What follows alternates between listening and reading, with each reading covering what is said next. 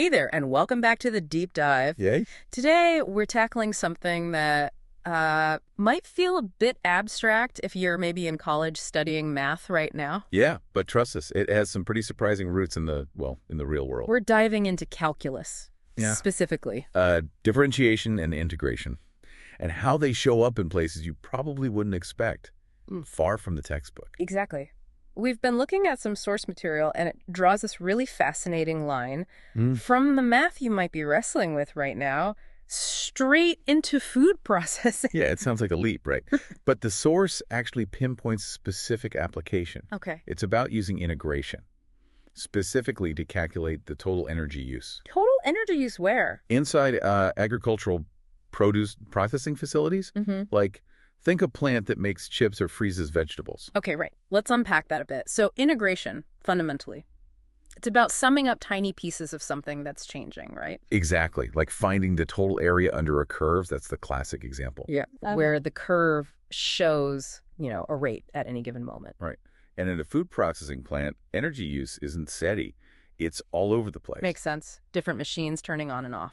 Conveyors, big refrigerators, dryers, packaging lines.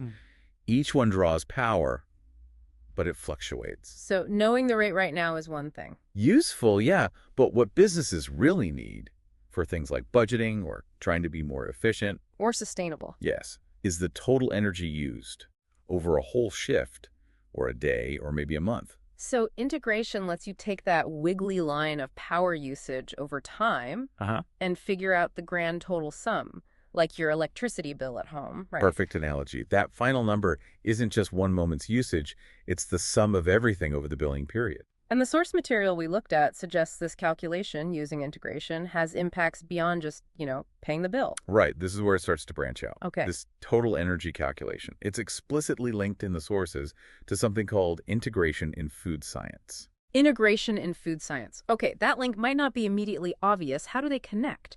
Does the source say? It doesn't spell out the exact mechanism step by step, Yeah.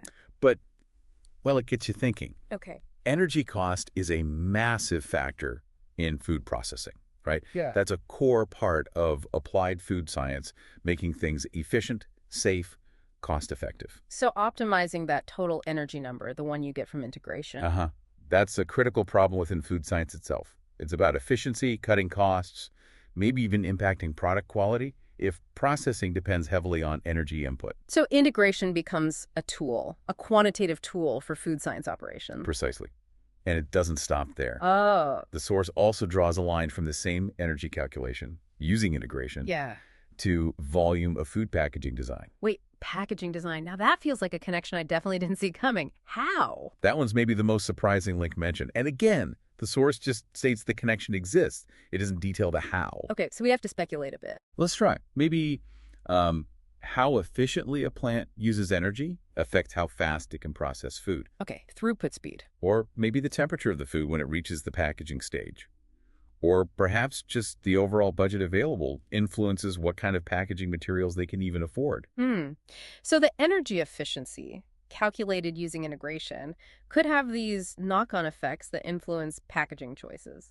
Volume, material, maybe even the type of packaging. It kind of forces you to think about the ripple effects, doesn't it? How a core operational thing like energy use measured by integration can echo outwards. So for you listening, maybe navigating calculus right now, the main point here is pretty clear. Yeah, integration isn't just theory. It's not just abstract math problems. It's a practical tool Right. used in industries all around you, like the one processing the food you eat every day. It's essential for calculating these really critical numbers, like total energy use. And that calculation, according to the sources, has these surprising connections to food science, maybe even to how your cereal box is designed. It really shows how understanding these math concepts gives you, like, a language. A language to analyze things. Yeah, and optimize them. And connect parts of the world that seem, well, totally separate, from the power grid to the factory, to the packaging on the shelf. So wrapping this up, integration connects math, energy calculations, food processing, maybe even packaging. It makes you wonder, doesn't it? It really does. If integration helps figure out energy in a chip factory, and that links to food science and packaging, where else might the calculus you're learning be hiding? Right. Where else could math be revealing these hidden links, these chances to optimize things in the world around you that maybe no one's really thought about yet. Something to think about. That's all for this deep dive. See you next time.